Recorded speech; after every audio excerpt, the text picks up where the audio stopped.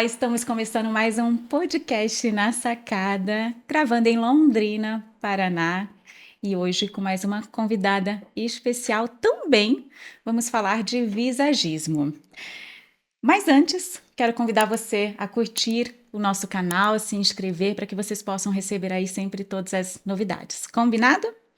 Olha, hoje nós vamos falar sobre visagismo com identidade, emoção e narrativa. Antes da maquiagem existe o rosto e antes do rosto existe uma história. Sobre como a maquiagem revela quem somos e como no cinema e no audiovisual ela ajuda a contar histórias antes mesmo da primeira fala. Nossa convidada de hoje é visagista, maquiadora profissional, atua na maquiagem para foto, vídeo, publicidade, cinema, patinação, com uma trajetória aí que passa pela arquitetura, design e publicidade. Olha, ela estudou até, né? Até ela decidir ser maquiadora, gente. A minha convidada é Evelise Chaiben. Chaiben, que se fala? Muito bem-vinda, Evelise. Eu quero que você me conta primeiro um pouquinho dessa sua trajetória. Quantas profissões você teve que passar até chegar na maquiagem?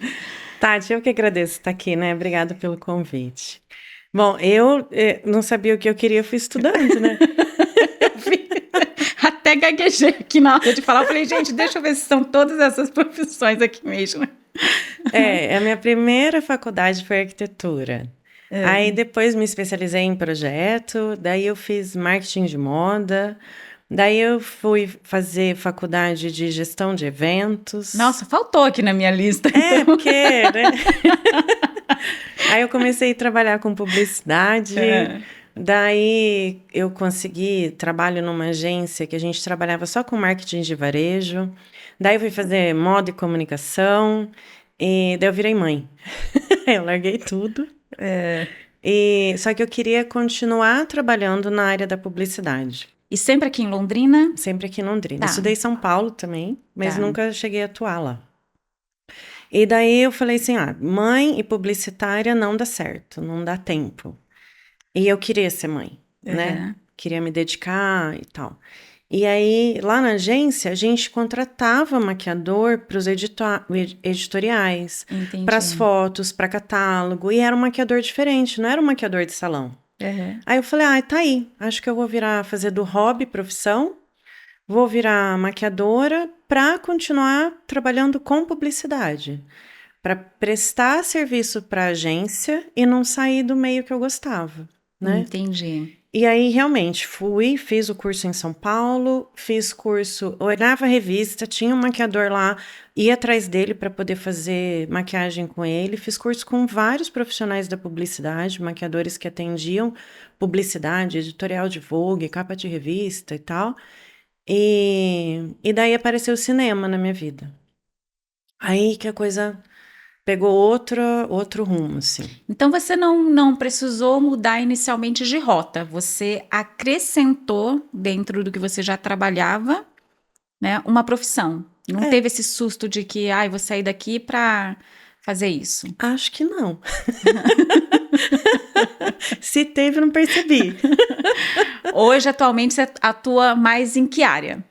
Eu trabalho mais com publicidade. Fotografia, publicidade. Entendi. Eu acho que a gente vai acrescentando, né, Tati, todo esse conhecimento, eu fui acrescentando na maquiagem.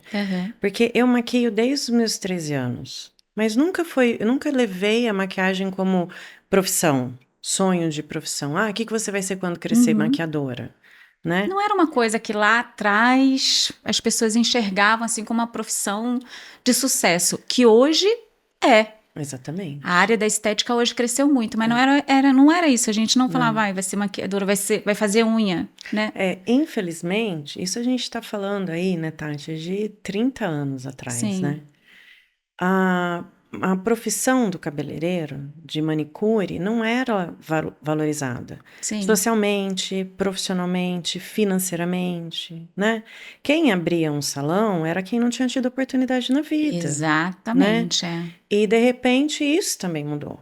né? Exatamente. E isso ajudou muito, né? Veio assim, mudou porque assim, todo mundo se profissionalizou, teve as suas especialidades, melhorou o serviço, melhorou o Os atendimento, melhorou produtos técnica, também. melhorou tudo, Eu lembro né? disso. Eu fui comissária há 10 anos e quando eu falei com meus pais que eu ia abrir, né, trabalhar com unhas, meus pais quase enlouqueceram. É, Falaram: você vai sair da aviação para fazer unhas, é, para ser manicure.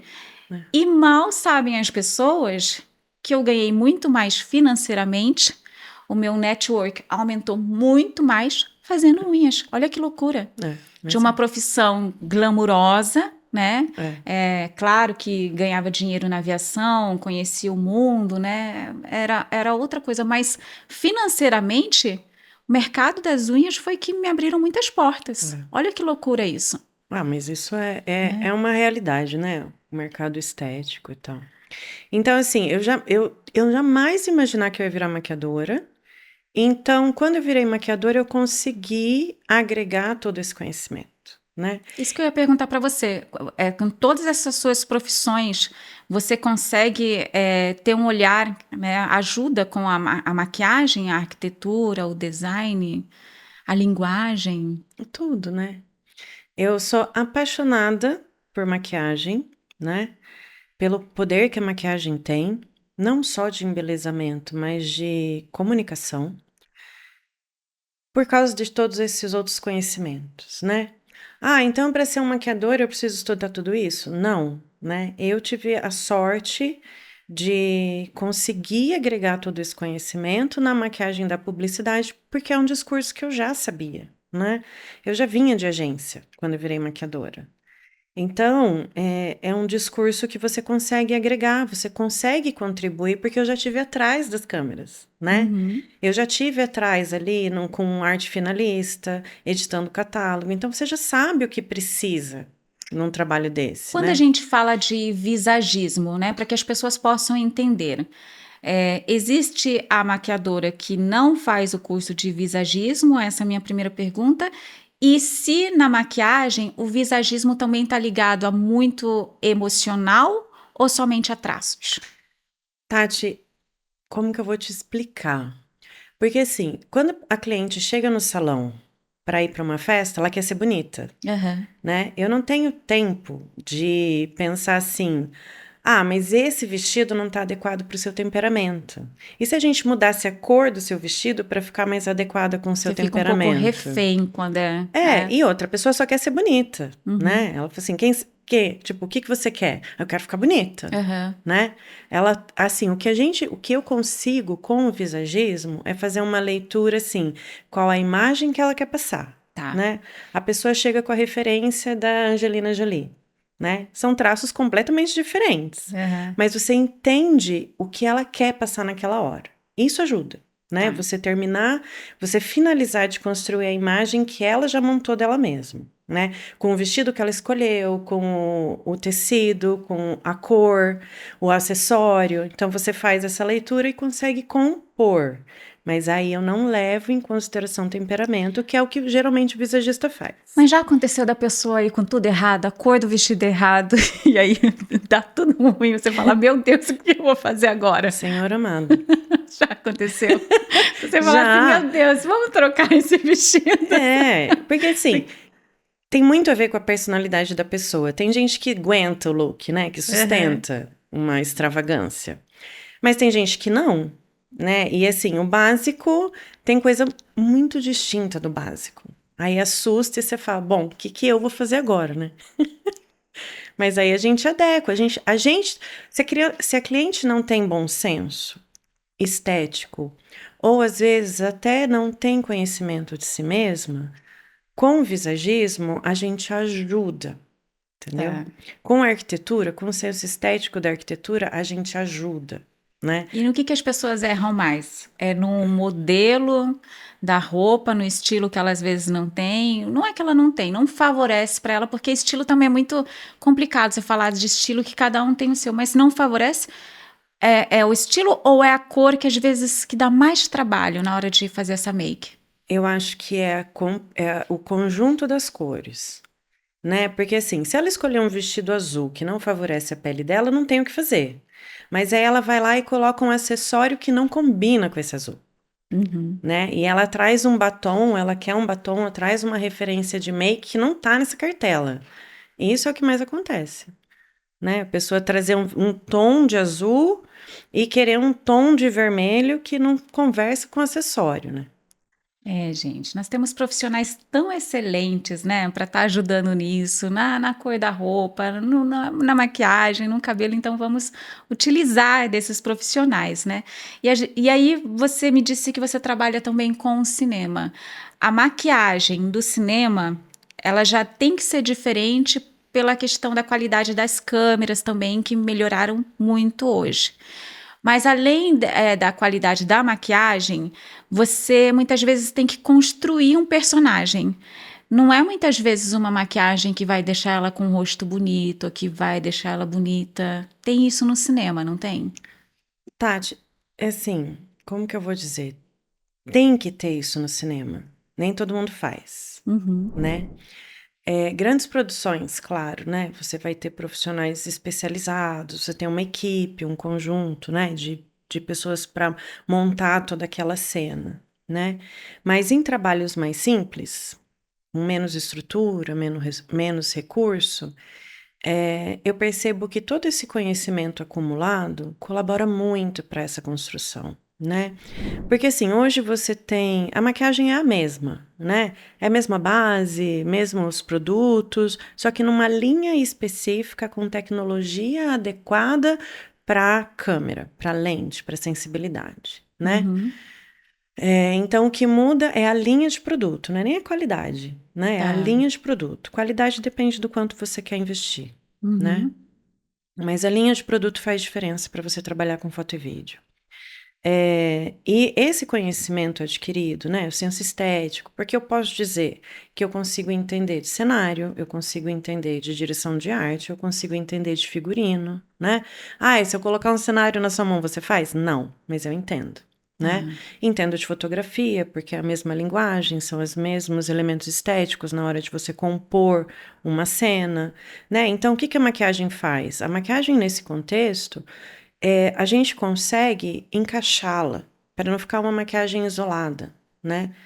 E na construção da personagem, tem os traços do ator, né? E tem os traços que conversam, que convertem para o temperamento da personagem, né? Então, isso eu trago. Só que muito disso pode ser trazido também pelo figurino, né? Mudar as linhas do corpo, a leitura que você faz daquela personagem, daquela cena, daquele momento. Você também consegue isso pela cartela de cores, né? Pelo ambiente, tudo está relacionado no cinema, né? É um conjunto, é a cena toda. Eu entendi. Quando você chegou aqui, a primeira coisa que você veio olhar aqui no estúdio foi a posição das luzes, a cor da iluminação, né? Quando você está fazendo a maquiagem para o cinema, é a primeira coisa que você vai olhar também, a questão da iluminação, para ver se vai bater sombra, se ela está em cima, embaixo, essa iluminação, mas na construção desse personagem, né? Os atores, eles recebem ali, eles sabem quem é o personagem, como vai ser a personalidade dele. Você tem esse tempo para conhecer o personagem ou é ali na hora que eles te passam um resumo e pronto, você tem que fazer a maquiagem? Não, eu sempre recebo o roteiro antes. Recebe antes. E no roteiro eu consigo estudar cena e temperamento, né? Algumas características. Depois, nas reuniões de pré-produção, eu tenho reunião com o diretor de arte, com o figurinista, e aí eu consigo ver quais elementos eles estão usando, para a gente poder reforçar esse temperamento, né? Então, assim, todo esse conhecimento eu não mando em nada, né? Eu falo que a maquiadora na hierarquia é o último serviço, é o último. A gente não manda nada. Mas esse conhecimento facilita com que eu colabore muito para o resultado final, né? Para a maquiagem estar conversando com a cartela de cores que foi escolhida para aquela cena, né? Então, a pré-produção eu converso com o diretor de arte e figurinista. Durante ali a gravação, aí eu vou conversar com o diretor e o diretor de fotografia, para saber qual o senso estético que eles querem naquela película, né? Qual vai Uhum. ser o tratamento, qual vai ser a referência de imagem, de fotografia, de luz e tudo mais, né? Tem filme, por exemplo, que é todo gravado e depois, na hora da edição, vai ser aplicado uma película azul. Isso interfere no meu trabalho, né? Tem filme que a gente gravou em preto e branco, ele não foi editado em preto e branco. Ele foi gravado em preto e branco. E Uhum. isso faz toda a diferença na hora de você fazer os cromas, né, da maquiagem. E aí, quando você grava em preto e branco, você precisa considerar luz e sombra, que é a única coisa que vai ter. Uhum. Então, assim, como que numa imagem preta e branca, né, eu consigo criar profundidade, expressão, não tirar a expressão da personagem, né? E o mais interessante desse filme, quando a gente gravou em preto e branco, é que o diretor de fotografia, ele era arquiteto. Olha só. Então, quando a gente conversou, a gente teve a mesma linguagem, né? Então, ele já chegou falando, ó, vai ser tudo muito iluminado, muito contraste e o chroma é vermelho. Eu falei, tá, mas o que que eu faço com isso? Né? Eu pensei, porque eu Uhum. nunca tinha gravado em preto e branco. Uhum. E daí, no discurso, né, com os diretores, que a gente acompanha todo o set ali, aí eu entendi como que eu conseguia aplicar essas informações dentro da maquiagem para aquela cena, né? Então, foi um trabalho extremamente interessante, riquíssimo, e foi... Ah, eu gosto de todos os trabalhos que eu faço. Eu ia te perguntar isso, se você prefere mais cinema, mais visagismo, mais patinação. A gente já vai falar um pouquinho de patinação. Você tem um favorito aí? Cinema, né? Cinema. Cinema é apaixonante por causa dessa riqueza, né? Porque assim, quando a gente faz uma maquiagem para publicidade, depende muito do objetivo, né? É uma propaganda, vai ser vinculada em outdoor, vai ser veiculada em rede de televisão, né? Então, assim, o formato interfere muito em como você vai fazer a composição de tudo isso, Que a né? publicidade também constrói personagens. Nem sempre é uma maquiagem normal, Na né? verdade, assim, é uma maquiagem normal, é uma personagem no sentido de ter uma comunicação para se passar, mas não uma personificação, né? Entendi. Mas eu tenho uma imagem para passar, né? Então eu preciso saber se a maquiagem vai colaborar com o objetivo da mensagem da campanha, Uhum. né? Eu tenho, assim, esses conhecimentos, arquitetura, design, publicidade e tal, ajuda você a ter um discurso que ajuda essa composição a ficar integrada, né? Não ficar isolado. Entendi. Entende? E patinação? Da Ah, onde surgiu a patinação nisso tudo? É uma maquiagem aí, constrói personagem, é mais artístico, é. não é mais muito construir um personagem. Não, na patinação você precisa considerar as técnicas de maquiagem para palco, né? Suor, tempo de Suor, duração. tempo de duração. E assim, as pessoas geralmente veem a patinação ou o teatro de muito longe. Então eu preciso enfatizar as expressões, né? Então é uma maquiagem muito mais dramática, não é uma maquiagem suave, né? Uhum. Então eu preciso fazer com que as pessoas percebam um sorriso, percebam o olho, né? Essas expressões precisam estar evidenciadas. Então a gente considera os elementos estéticos para essa composição de uma expressão vista de longe, né? Entendi. E Londrina te deu todas essas oportunidades? Você pôde trabalhar com cinema, com patinação, com publicidade, tudo aqui em Londrina? Tudo aqui em Londrina. Olha Londrina. Não, Londrina tem uma produção audiovisual muito legal. Uhum. A gente tem filmes feitos aqui, premiados internacionalmente, né? E a equipe de audiovisual em Londrina é muito capacitada, sabe? É um pessoal que trabalha bem, trabalha com pouco recurso, faz acontecer. Assim, cinema londrinense precisa ser mais prestigiado, mais valorizado. Eu não conhecia. Depois eu vou mostrar aqui para vocês um resumo de todo o trabalho que a Evelise fez no cinema aqui em Londrina. E é muito interessante realmente divulgar, porque eu não sabia que haviam sido gravados aqui em Londrina. As pessoas perguntam assim: ah, mas você faz cinema? Onde você faz? Você vai para São Pois é. Paulo? Eu falei assim: não, aqui em Londrina. né? E eu já fiz, eu comecei com cinema, vai fazer 13 anos que eu trabalho com cinema. Eu já fiz mais de 25 produções, entre curtas, médias, longas, minissérie, né? Então, assim, é muito trabalho. A gente tem que considerar aí que teve 2 anos parado, né? Uhum. Mas é um trabalho, tem bastante produção, assim. E aí, eu saí um pouco do cinema depois da pandemia, por conta de tempo, né? Mudou tudo. Sim. E o pessoal, a equipe trabalha muito ainda. Acho que trabalha mais ainda do que quando eu trabalhava com eles, assim. Eu vejo muito mais produção. Então cresceu, tem investimento, tem reconhecimento. Esse pessoal aí de cinema em Londrina conquistou um espaço muito legal no cenário nacional. É que precisa ser mais divulgado, né, gente? Você tem tudo isso aqui. E me fala uma coisa, quando a gente fala de visagismo agora, né? Você já encontrou, você acha que a maquiagem, assim como o cabelo, que a gente já conversou aqui em outros bate-papos, pode ser também um canal de cura, de autoestima, de reconexão? A maquiagem também traz isso? Tati, eu acho assim, uma coisa que eu costumo falar. A mulher sorri mais fácil quando ela se acha bonita, né? E Yves Saint Laurent falava que uma mulher não precisa de cosmético.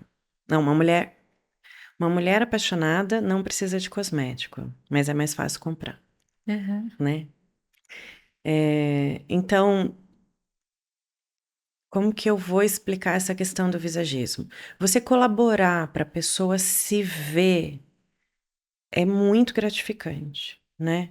Você ensinar a pessoa a se olhar pelas qualidades que ela tem e não os traços que ela lê em outra pessoa que ela admira, né? Então, quando a gente fala de visagismo, a gente fala da leitura facial que a pessoa precisa ter de si, né? A pessoa fala assim: ah, mas eu queria afina meu nariz, diminui meu nariz, quero diminuir meu nariz. Só que o nariz está diretamente relacionado à facilidade que a pessoa tem de ter iniciativa, né? De liderar, de se impor. E às vezes a pessoa fala assim: mas você sabia que o seu nariz é o que identifica que você pode assumir um cargo de liderança?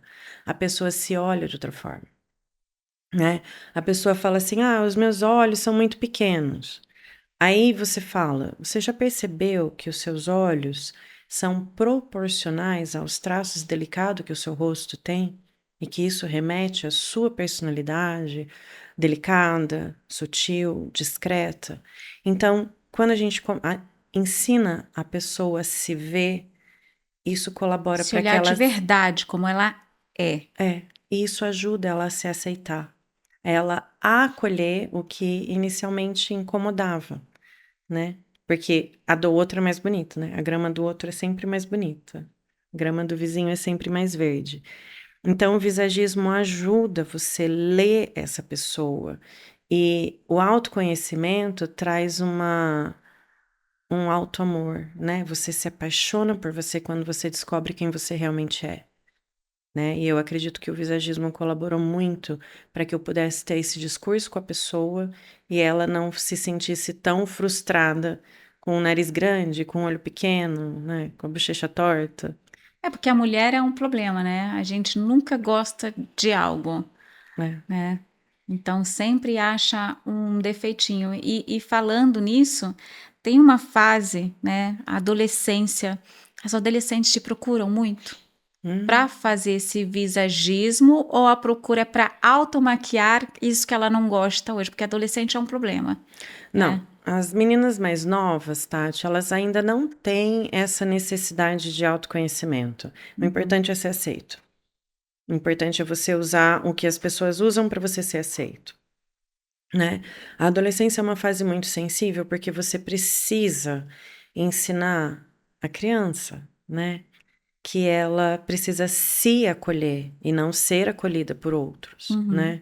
E esse processo ele faz parte do desenvolvimento, mas você não pode deixar de acolher, de orientar, de estimular ela entender que ela é mais importante que qualquer outro, Mas você né? sabe que eu fiz isso com a minha filha, a Duda, ela tá numa fase de adolescência bem complicada, muitas espinhas, estava se achando horrível. E a primeira ideia que eu tive foi dar um curso de automaquiagem para ela. Fui fazer junto com ela o curso de automaquiagem, passamos um dia junto, né? No final, pegamos o certificado. Quando terminou aí que nós fomos embora, eu falei, nossa, filha, como você tá linda. Ela falou assim, mãe, eu tô horrível, não sou eu. E aí o efeito foi o contrário, porque ela descobriu que maquiada ela não se gosta, que ela é muito melhor sem a maquiagem. O que é um ótimo sinal, né, Tati? Eu achei ótimo, mas... sinal que você fez um bom trabalho como mãe, né? A pessoa já ter esse amor próprio é super importante. Pois é, né? assim, não tá se maquiando, falou que prefere muito mais sem maquiagem, mas foi uma tentativa, né? E eu acho que no final deu certo, que ela se maquiando, ela começou a se olhar no espelho de verdade, porque às vezes a gente se olha, mas não se olha. Eu acho que eu vou falar milagre, né? Pra gente ser mais dramática, assim, exagerada. Um dos milagres do visagismo é justamente essa mágica, assim, de você olhar no espelho e você falar, me achei. É essa que eu sempre queria ser, né? Isso é fantástico. E isso o visagismo te dá. Tanto na maquiagem, quanto no senso estético no geral. Cabelo, colorimetria, né? Então, o visagismo, ele te dá essa... Tipo, você se olhar no espelho e você se identificar. E existem fases, né? A gente conversou num outro bate-papo aqui, que a mulher, para o corte de cabelo, né? Ela usa um corte numa idade, depois muda a cor. A maquiagem tem muito disso também, de identificar essa fase que ela está vivendo hoje. Tem, né? Assim, para cada fase, Tati, é um novo aprendizado. E para cada aprendizado é uma nova pessoa que você se reconstrói, né? Que você se redescobre, se reconhece, né? Então, conforme você vai amadurecendo e aprendendo a lidar com as diversidades de cada fase, né? Você vai se vendo de outra forma, se amando de outra forma e querendo se expressar de outra forma. E isso muda por exemplo, hoje eu prefiro uma make mais leve. Tenho 40 a mais.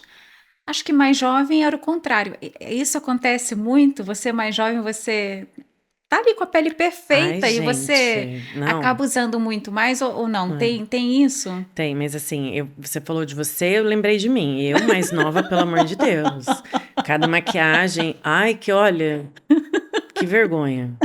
Mas você não tinha o curso ainda, né? Não, mas assim, a gente gostava de... Era Passar mais, não tem essa fase, né?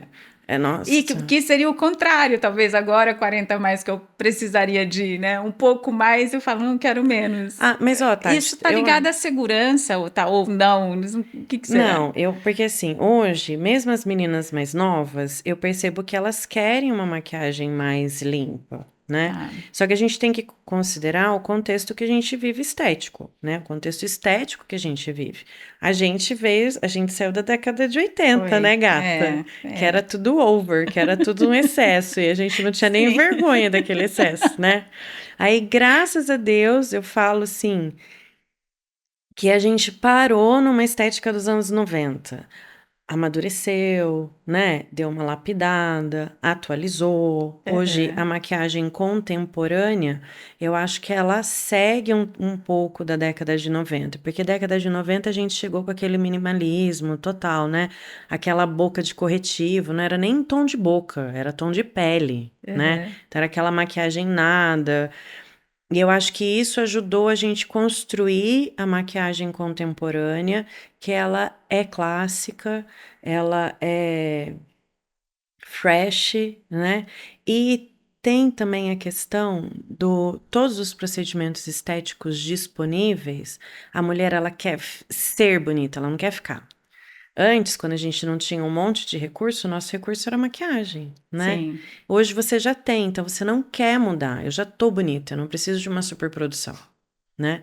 Então tem todas essas questões estéticas pra gente montar a maquiagem de hoje, né? E a gente não pode usar a década de 80 como comparação. E me fala uma coisa, quando a gente fala de pele, de preparação de pele, o que eu mais vejo, assim, na dificuldade das pessoas, dos profissionais, é de não craquelar, né? Uma pele mais madura. Eu já tive muitas dificuldades em achar uma base, aí não era base, era pó. E qual o segredo para não craquelar a base, a maquiagem para peles mais maduras? Tati, assim, né? Eu falo meio sem pensar, né? Aham. Mas assim, chega uma idade que você precisa cuidar da sua pele. Não tem como você Não tem fazer. maquiagem, gente. Não. Vai chegar uma hora que você vai precisar Não cuidar da dá pra sua fazer pele. milagre na Não maquiagem. dá, não dá. Entendeu? Né? Vou falar, é É. engraçado, eu não sei se vão, né? Se vai pegar mal. Mas assim, as minhas alunas falavam, professora, qual que é a maquiagem mais difícil para fazer? E assim, tem gente que acha que é pele madura, que é oriental, pele negra, né? Eu falo assim, ó, maquiagem difícil é mulher feia. Entendeu? Que a mulher feia não tem, entendeu? Não tem. E assim, uma mulher que não se cuida, não É. é a maquiagem que vai trazer uma imagem de bem cuidada, né? Então, assim, dependendo de uma idade, você precisa cuidar de tudo, né? Você precisa cuidar de dentro para fora, você precisa cuidar. Ah, então todo mundo tem que pôr botox? Não, não é nesse sentido. É se você cuidar, porque o envelhecimento Chega. chega para todo mundo, Sim. não é? Então, assim, o que que ajuda a base não craquelar? Primeiro, você ser bem cuidado, né? Mas a pessoa não é, né? Ou de repente a pessoa é fumante, ou tem, às vezes até tem envelhecimento de pele precoce, Uhum. né? Então você precisa hidratar essa pele. Então, geralmente a maquiagem eu faço uma limpeza simples e tal, e sigo com a maquiagem. Quando você vê que é uma pele mal cuidada, você precisa trabalhar um pouquinho melhor isso. Não fazer uma limpeza tão adstringente, né? Não pode ser nada muito agressivo para essa pele não ficar muito esticada. Eu preciso manter a umidade natural da pele, colocar um pouco mais de umidade, né? Então, uma limpeza adequada, não muito agressiva. Uma hidratação adequada também, porque assim, excesso de produto não potencializa o efeito. E isso é para Certo. tudo, né?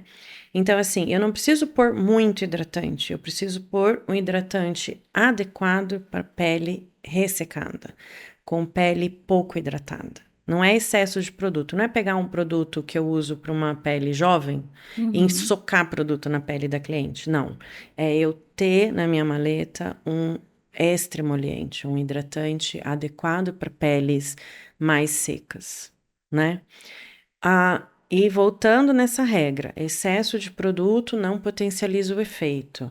É você saber o tipo de base que você vai usar para o nível de cobertura que aquela pele precisa, né? Então, uma pele muito manchada não é colocando muita base que você vai cobrir.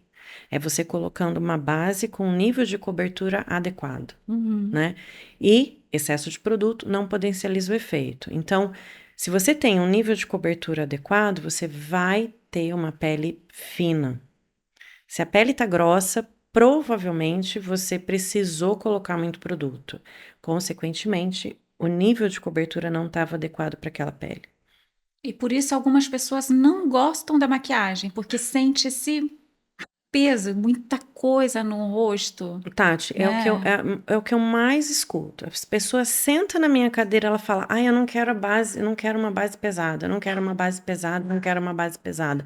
E eu penso comigo, "Bem, mas o que que o maquiador está fazendo que ainda não aprendeu a fazer uma pele fina?" Entendeu? Porque assim, tem produto para isso, tem informação para isso, né? E você tem que fazer uma pré maquiagem adequada para aquele tipo de pele, você precisa ter produto adequado para aquele tipo de pele e você ter o cuidado de dar polimento. Você perceber se tem produto excessivo. Se tiver produto excessivo, você tira, né? Então, o que que faz uma pele ficar bonita? Eu vou falar, sim, resumindo, bom senso do maquiador. Porque se vê que tá craquelando, se vê que tá em excesso, tira, dá polimento, né? Já entrega um bom trabalho. Eu senti realmente essa diferença quando você me maquiou hoje, né? Dessa pele mais fina. E realmente essa impressão de que você usou muito menos produtos do que eu já utilizei da outras vezes. É. Faz diferença realmente. Faz diferença, como a gente percebe a base, a experiência, tudo isso que a gente comentou agora, mas também, Tati, tem assim, o produto na sua mão. Porque assim, eu já usei bases que maquiadores, né? Fiz curso com muita gente boa. Uhum. Usava a base que eles usavam, não ficava a mesma pele. A minha mão não é diferente. Então, esse trabalho que eu fiz na sua pele é a base que eu encontrei que eu consigo manuseá-la de uma forma confortável, né? Entendi. Então, qual que é a melhor base? Na minha mão é uma, na mão de outro maquiador vai ser outra, entendeu? Então, quando eu falo bom senso do maquiador, é justamente isso, é ter essa sensibilidade de você perceber o que você manuseia com mais autonomia, com mais segurança, que produto você consegue oferecer um serviço melhor. E esses produtos hoje, você precisa investir em produtos muito caros para ter um resultado que você espera ou não necessariamente? Já tem hoje produto acessível no mercado que dá um resultado legal? Tati, sim, produto, eu falo que maquiagem é igual vinho. Hum, Se é caro, é bom, mas nem tudo que é barato é ruim. tá. E vai muito de você saber o que você manuseia melhor, né? É muito difícil você encontrar produto ruim no mercado hoje, né? Você O vai Brasil hoje é um bom fabricante de maquiagem? muito, muito. A gente não tem investimento em pesquisa como na Europa, Certo. né? Mas a gente tem produto de muita qualidade. Se a gente for pegar, eu vou falar aqui de 10 anos para cá. O produto cosmético no Brasil melhorou muito, né? A gente não deixa a desejar, né? A gente pode não ter investimento em cuidados, né? Tipo, você ter uma base que vai te trazer vitaminas e cuidados, como a pesquisa é investida lá fora, mas não quer dizer que você não vai ter, né? Talvez você não tenha uma tecnologia HD como um pessoal que já está na Sim. vanguarda desse mercado, mas você não deixa de ter produto bom, né? Então, assim, é caro, é bom, mas nem sempre você vai conseguir manuseá-lo com um resultado satisfatório. E na maquiagem, existe produtos antialérgicos? Existe as pessoas que são muito sensíveis e que pode provocar algum tipo de alergia ou não? É muito raro isso de acontecer. Geralmente a cliente, quando ela tem uma alergia a produto de maquiagem, ela já chega para você falando. Tá. Às vezes ela chega, ela traz a necessaire dela. Esses produtos aqui não me trazem alergia, né? E aí a questão de qualidade, realmente é muito difícil você ter um produto que vai causar uma reação alérgica imediata ali na cliente, né? E o produto vencido tem mais a ver com o modo como ele está armazenado, né? Do Uhum. que com o vencimento causar alergia, né? O vencimento, um produto vencido vai te causar uma série de questões, né? Vai comprometer uma série de questões. Uhum. Fixação, pigmentação, né? Mesmo às vezes a textura, mas não ao ponto de causar uma reação alérgica. Tá. E Essa dura rea... bastante esses produtos? dura. Produto de maquiagem tem uma vida longa, só que é recomendado você não ter uma vida tão longa, não dar uma vida tão longa nos seus produtos, justamente por conta do armazenamento, né? Porque assim, eu não tenho como lavar um pincel entre uma maquiagem e outra. né? Então, de repente, um pincel ficou na bancada, né? Naquele mesmo dia, pegou uma poeira, eu coloquei naquela base, entende? Então, assim, é esse acúmulo de falta de cuidado que pode comprometer reações alérgicas e não tanto o vencimento. Só que se é um produto antigo, né, que tá ali na sua bancada há muito tempo, é sempre bom trocar. Entendi. Se você hoje, né, pudesse curar uma emoção aí da sua história, né, que você gostaria de transformar, maquiar, qual seria a parte da sua vida que você falava assim, nossa, Medo, medo? medo. Medo em relação a que você sente? Ao futuro? Não, eu acho que foi sempre o medo de errar. Medo de errar? Eu venho de uma criação onde eu precisava ser perfeita. E você acha que isso traz muita relação à profissão que você escolheu hoje? Olha, Tati, se não fosse isso, se não fosse esse medo, talvez eu não tivesse tanta qualidade no meu trabalho. Você se autoconheceu também? Você está falando do medo, você teve essa descoberta profunda em você através da maquiagem? De se olhar e falar assim, nossa, por isso que eu sou assim hoje, por isso que eu fui assim. A maquiagem te ajudou a te olhar, a te reconectar com você mesmo? Eu acho que você estudar as pessoas, né? A melhor forma de você se conhecer é conhecendo as outras pessoas, ou o modo como você vê o outro. O modo como você vê o outro diz muito sobre você, né? Então, assim, realizar um trabalho onde eu via resultado, eu tinha satisfação no meu trabalho, conviver com pessoas de tudo quanto é tipo de história, de vivência, de expectativa, de frustração, fez olhar muito para mim, né? Eu falei assim, já passei por isso, já, né? Então, assim, é uma construção que eu sou extremamente grata, assim, né? De ter um trabalho bonito, né? De trabalhar com estética, né? Em todos os aspectos e conhecer pessoas com tudo quanto é tipo de expectativa e É por isso que falam frustração. que a estética é quase uma terapia, né? Porque você passa muito tempo e é o toque, né? Você sente isso que o toque, tocar nas pessoas também transmite essa energia? Às vezes você sai mais leve, às vezes você sai mais tensa. Ah, com certeza, né? A gente percebe. E eu acho que o toque, Tati, toda pessoa, o amor constrange, não é? Então, uma pessoa muito machucada, um cuidado a mais que você dá, um pouquinho de amor que você demonstra, faz toda a diferença, né? Você já sentiu, às vezes, esse peso de, nossa, hoje eu saí tensa? Porque quando você trabalha com toque, você toca na pessoa, transmite um pouco da energia que ela carrega, né? Ou de repente, você passar a sua energia para ela, né? Ou, às vezes, nossa, a pessoa fica tão relaxada que ela dorme, que ela, né, que ela realmente relaxa. É, Isso acontece muito também, né? Essa acontece. transmissão de energia. Acontece. A gente ficar cansada porque a gente se doou e a gente chegar cansada porque a gente absorveu, Isso, é. né? Mas esse absorver vai muito da empatia que você tem, né? Porque se você não é uma pessoa empática, você não absorve, né? Sim.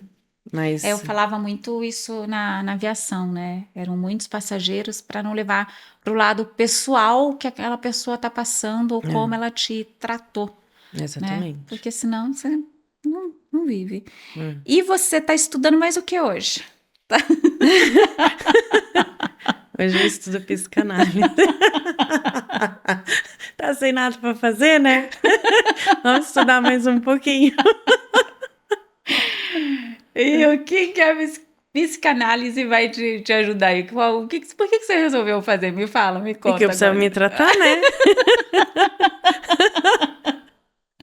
Te entender, né? Porque tantas profissões, assim. Na verdade, assim, o processo, a psicanálise, né? Eu sempre fiz terapia, mas aí, só que eu não sabia a diferença entre elas. E de repente eu comecei a fazer análise. E eu entendi que a análise eu estava na etapa da minha vida, na fase da minha vida, onde a análise fez muito sentido e eu pude ter um amadurecimento emocional mais rápido. Mas é questão de fase, né?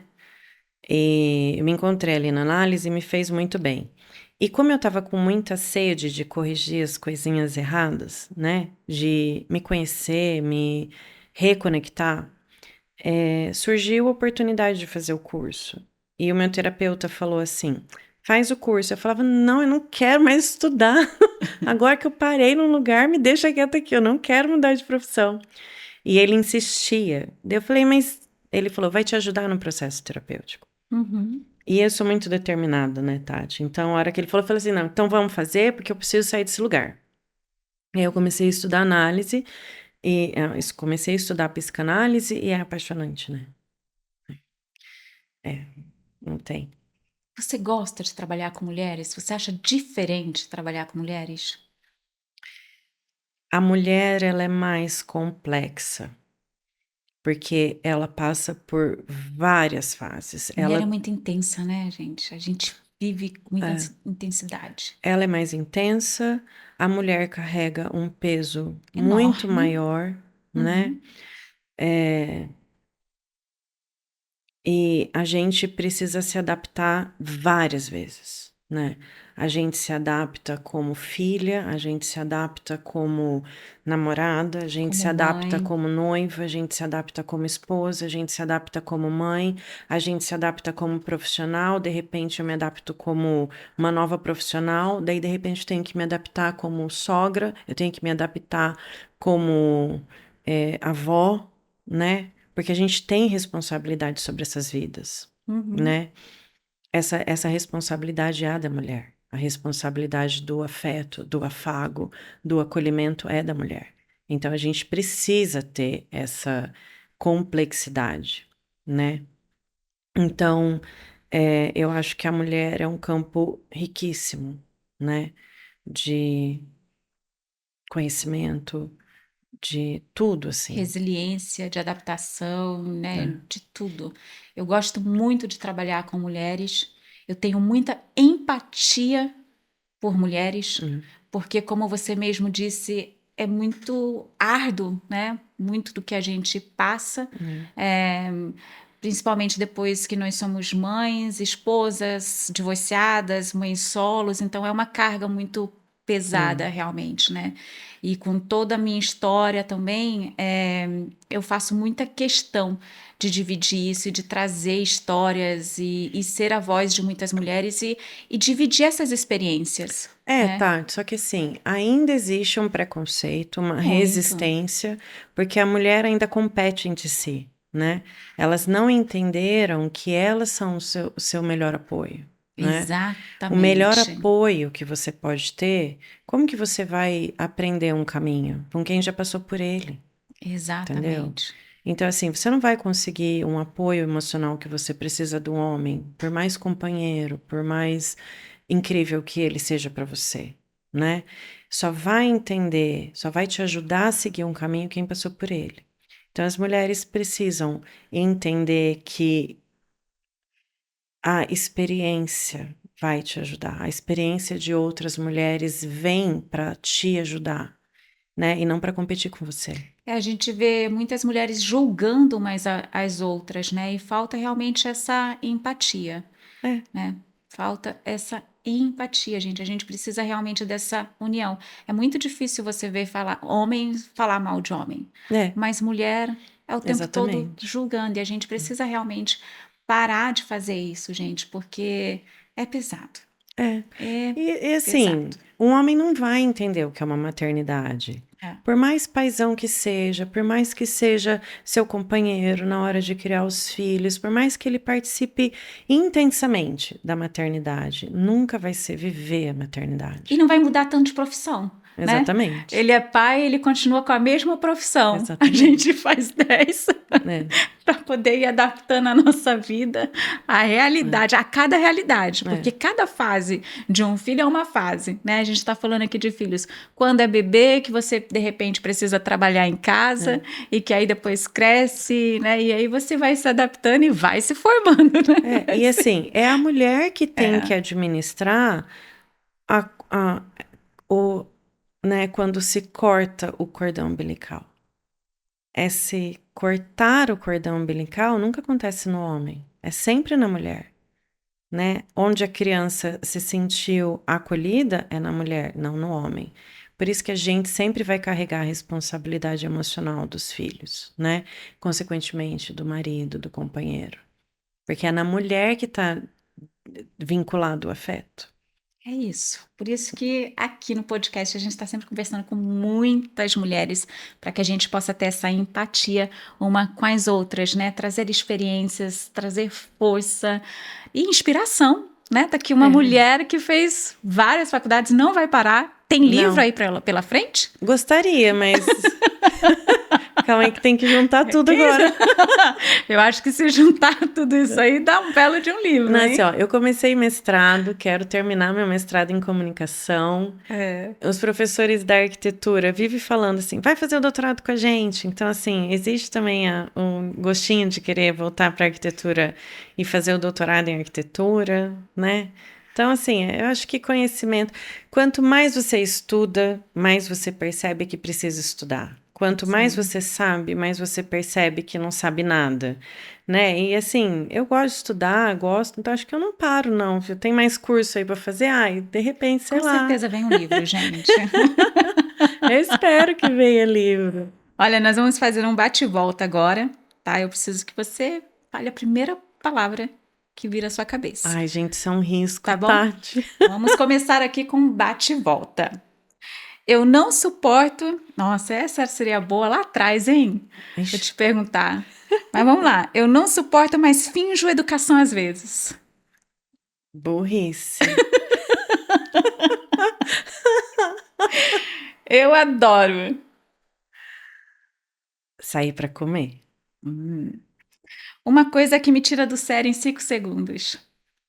A burrice.